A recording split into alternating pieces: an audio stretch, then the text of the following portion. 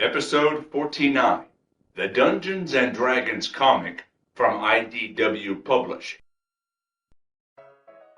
This is the Grumpy Celt, and you are listening to Grumpy Role-Playing Game Reviews and Columns. An opinionated reprobate, I make reviews of role-playing games and columns on related subjects as I wander space and time. My companions are legendary Demilich Asuriak and grandmother hag Baba Yaga, and we keep things interesting as we travel in her magic dancing hut. Greetings from the village of Fallcrest in the Nentir Vale. Oh, tell me, is Baba Yaga back yet? No, if she's come back, I haven't seen her. Where did she go, anyway? She is out in the market, shopping for groceries to get dinner together. Oh, did she tell you what she's going to cook for dinner? Oh, Grumpy, if you need me, I will be down in the sauna.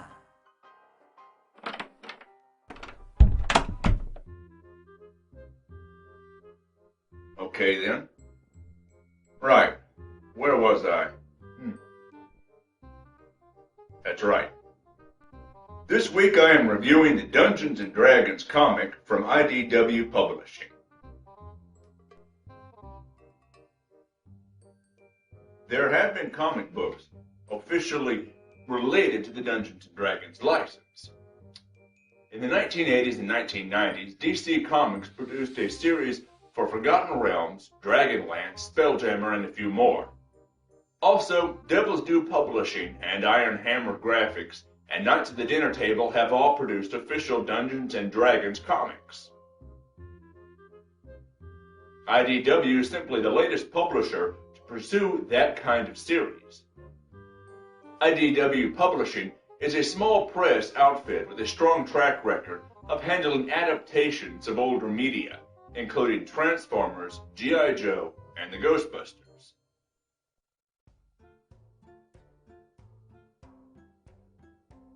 The IDW series began with a giveaway special of issue 0 in the summer of 2010. Positive results from that proverbial testing of the waters permitted the current ongoing series, which is numbering about 14 or 15 at this point. This review focuses on the first 7 issues, including issue 0, which cover the first 2 story arcs, including how the heroes deal with a gate to the Shadowfell and the Feywild from the mortal world, and a flashback 2-parter which provides information in the story for how at least some of the party met for the first time. Acting as scribe for the series is John Rogers, a former stand-up comic and longtime gamer. Rogers has written for comics before. He is one of the creators of the newest version of the DC Comics hero, Blue Beetle. And to his credit, when he was involved in the creation process of the newest version, he made the new version a Hispanic youth who lives in El Paso, Texas, as compared to yet another rich white guy who happens to live in New York City. Also, again, to Rogers' credit, in his version of the character, Blue Beetle's family knew he was the hero, as compared to being yet another stereotype superhero who kept his identity secret from everyone he's related to. However, Rogers is best known for creating the TV series Leverage, which is rather like a modern and less version violent of the A-Team. It features an odd ensemble group of characters who help the proverbial little guy when the little guy has been wronged by big business, government, crime, or something to that effect.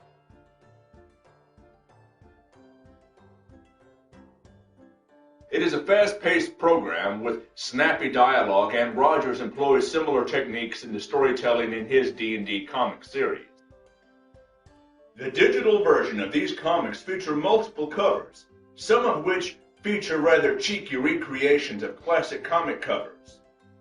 All the covers range from adequate to good to better, with the covers by Tyler Walpole providing a nice economy of detail and energy and action. Back pages of the issues provide stats for characters, monsters, or present the action showpiece of the issue as a potential game encounter for anyone who's interested in exploring that aspect. The 4E information is presented by Wizards of the Coast game mechanics monkey Bill Slavisek. Across the first 6 issues, Andrea DeVito provides the art, and Abertov and Grafikslava provide the coloring. DeVito has worked with Marvel Comics in the past, penciling Thor and the Young Avengers. His art is energetic, good at depicting characters' actions and reactions to their situations. The only area in which he disappoints is in his depiction of orcs, which are rather generic in these issues. In the 2-part flashback issues, Horatio Dominguez provides the art, and Abertov and Grafikslava again provide the coloring, though this time they show more subtlety in their use of color. Rogers and DeVito develop the characters, whom depict an almost ideal Dungeons & Dragons adventuring party. Human fighter Arctic Fell is the nominal leader of the party. Dwarf Paladin Call is the other melee fighter in the party, and he provides the nominal moral compass for the group. Varus is the elf archer who argues a great deal with the dwarf. Tisha is a tiefling warlock who also provides ranged combat attacks. Rounding out the group is the halfling thief named Bree, who even her friends describe as a black-hearted, murderous little thief. At one point, she suggests making a raft out of orphans. For my money, I think she is related to Belcar Bitterleaf. The character of Tisha does suffer from a silly costume. Fantasy art usually depicts women as wearing something appropriate to the beach, to a strip club, or possibly to a strip club on the beach. And we all know who is responsible for this trend in art depictions of females. Women cosplayers who attend conventions. Anyway, the action of this comic series occurs in and around the village of Fallcrest from Chapter 11 of the current DMG. Started in media res or in the middle of an ongoing story, Roger gives as little information about the characters and their situations as possible, and handles the exposition briskly. Rogers keeps a light tone in the story, with the characters engaging in rapid-fire banter that sounds a great deal like the things an actual gaming group would say to each other, both in and even out of character. The series generally maintains a good balance in these terms, and is never as somber as Record of the Lodos War. At the same time, it avoids getting too camp and too silly, and for the most part stays away from Monty Python Holy Grail levels of silliness. For the most part, among the few flaws in the series are when the dialogue goes too far in terms of trying to be constantly snappy and witty. Other debatable issues are the series' depiction of healing and magic items, in a series that is, quite frankly, extremely close to 4th edition Dungeons & Dragons game mechanics. The characters arguably have more powerful magic items and weapons at their disposal than they should, given that they are all only about 7th level. Further, while the characters are injured, the healing all seems to occur off-page. There are never any uses of healing surges or any kind of healing magic to speak of during the run of the series. A good question about any gaming-related material is, can it serve as a good example of a game? Or even can it function as a kind of proverbial gateway drug? Something to entice people to try the hobby out and see if they like it. In terms of the current Dungeons & Dragons series, coming from IDW Publishing and scribe John Rogers, the answer to that question is a definitive yes.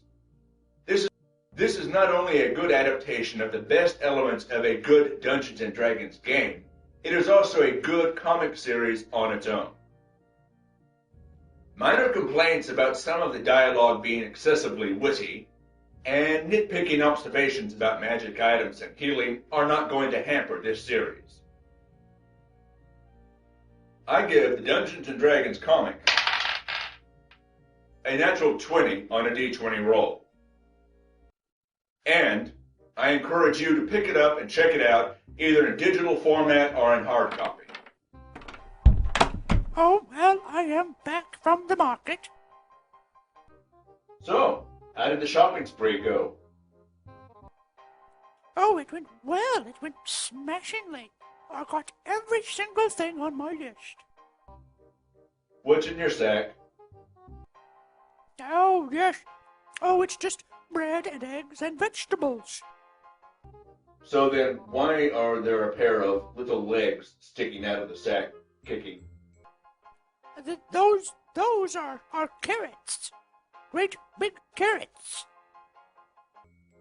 Since when do carrots wear pants and shoes? You've got a little kid in that bag for dinner, don't you? I bought him off this little thieving halfling in a market, and she said the kid was second-hand and used, so she could give me a discount. I don't think she'll take a return. Let him go. This is the Grumpy Celt, wishing you long days and pleasant nights.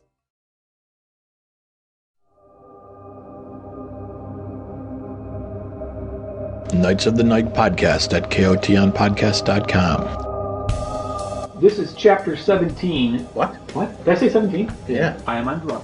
Take 2. And the greed lights up in Michael's eyes.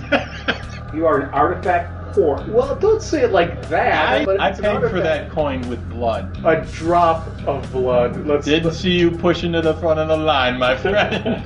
No means no, woman. One of my flaws is that I'm a beacon for spiritual energy. Whoa. What? Sorry. What? Nothing's beyond my medical skill. What? I don't have to rely on QB Dow's butter knives. Said the guy who injects drugs into his eyeballs. What? What? Needle in the eye, baby. What? Edited for cleverness. What? kotonpodcast.com. Come join the fun.